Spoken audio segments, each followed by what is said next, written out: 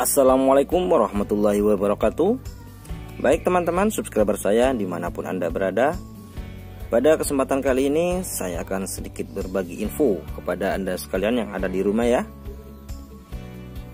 Mungkin yang saat Anda lihat pada video ini adalah sebuah gulma atau sebuah tanaman liar ya.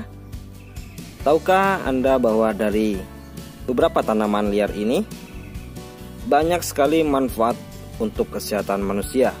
Nah, pada kesempatan kali ini saya akan membahas tentang manfaat dari tanaman liar yang berjenis seperti ini, yaitu tanaman patikan kebo.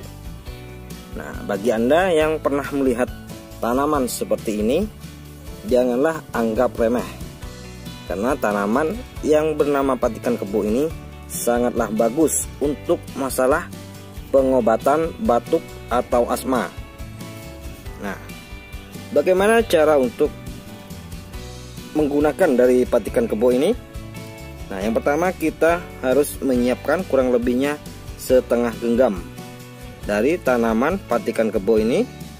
Lalu kita rebus dengan 2 gelas air dan didihkan hingga menjadi 1 gelas. Dan untuk cara konsumsinya adalah 2 kali dalam 1 hari, yaitu pagi dan malam.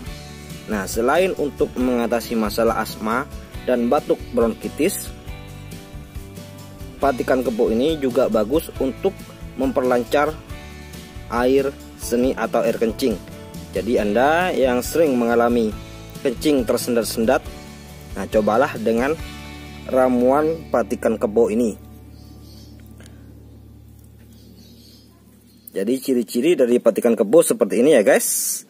Nah, diperhatikan.